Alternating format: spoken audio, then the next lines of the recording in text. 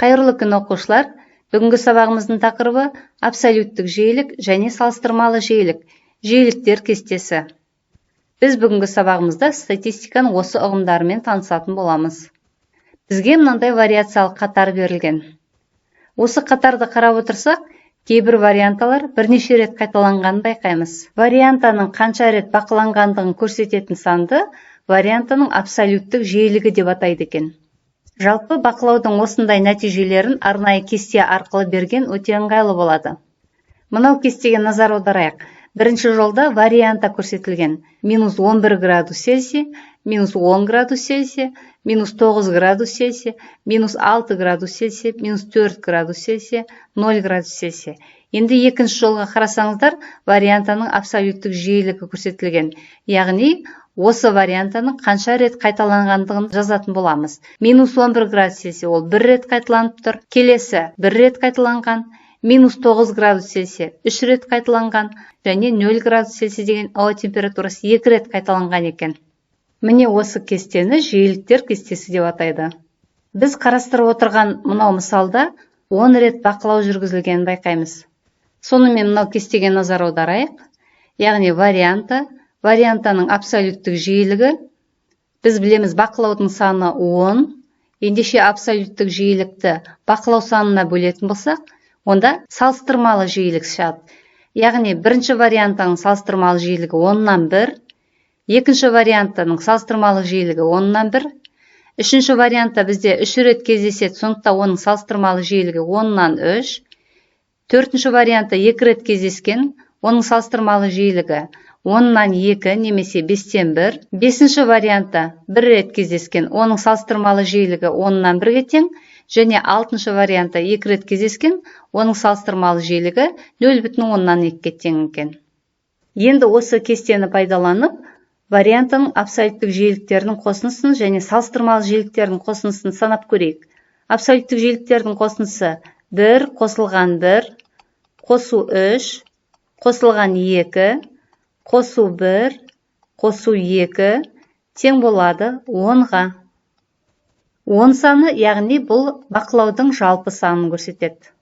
Енді салыстырмалы жиіліктерді қосатын болсақ, 0,10-нан 1, қосылған 0,10-нан 1, 0,10-нан 3, 0,10-нан 2, қосу 0,10-нан 1, қосылған 0,10-нан 2, бұлардың барлығының қосындысы 1-ге тең екенін көреміз. Сонымен жиіліктер кестесінің мынандай қасиеттерін тұжырымдауға болады. Біріншіден, вариантаның абсолюттік жиілігінің қосындысының мәні бақылаудың жалпы санына тең болады. Екіншіден, салыстырмалы жиілігінің қосындысының мәні 1-ге тең болады. Енді мысалдар қарастырайық. Бірінші тапсырма.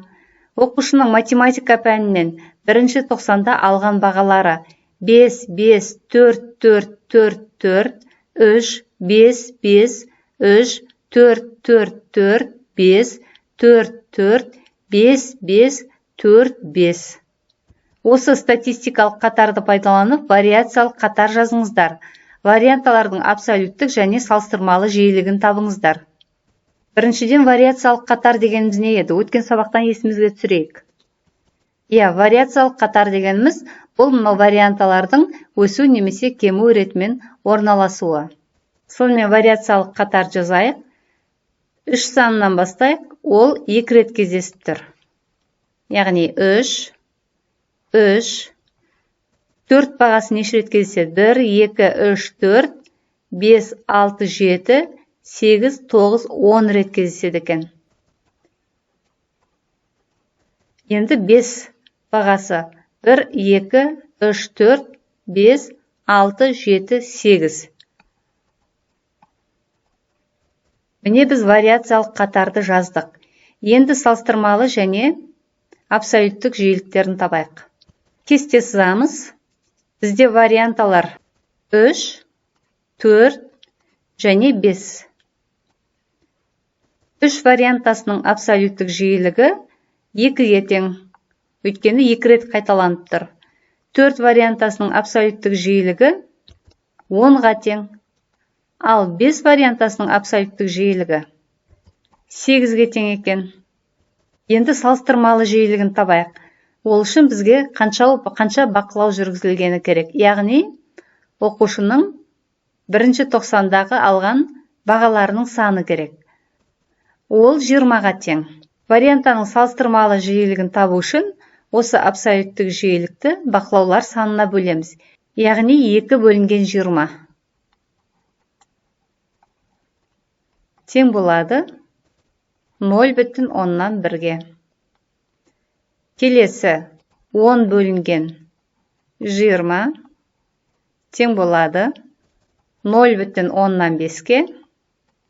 Келесі 8 бөлінген 20 тең болады 0,4-ге.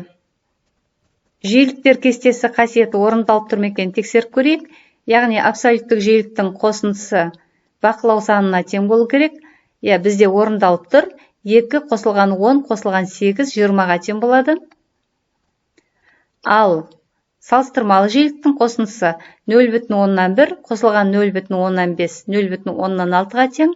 Оған 0,4-ті қоссақ 1 шығады. Енді келесі тапсырманы қарастырайық.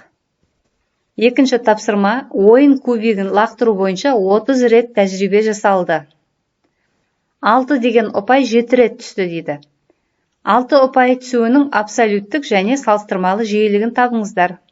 Біз білеміз, ойын кубигінде 6 ұпай бар. 1 ұпайы, 2 ұпайы, 3 ұпайы, тағы сол сияқты, яғни 6 ұпайға тең. Енді кубик лақтырған кезде 6 деген ұпай 7 рет түскен екен. Бақылау 30 рет жүргізілген. Сонда 6 вариантасының абсолюттік жиілігі ол 7-ге тең болады. Себебі 6 ұпайы 7 рет түсті деп жазылып тұр. Екінші, салыстырмалы жиілікті табатын болсақ, онда біз абсолютті жиілікті бақылау санына бөлеміз 30-ға. Яғни 30-дан 7-ге тең болады екен. Міне оқушылар, біз бүгін абсолюттік жиілік, салыстырмалы жиілік ұғымдарымен және жиілік кестесімен таныстық. Өздеріңіз үйден мынандай тәжірибе жасаңыздар. Ойын кубигін лақтыру бойынша 20 рет тәжірибе жасайсыздар және 1, 3, 5 деген ұпайлардың түсуінің абсолюттік және салыстырмалы жиілігін есептеп шығарыңыздар. Бүгінгі сабағымыз аяқталды. Сау болыңыздар.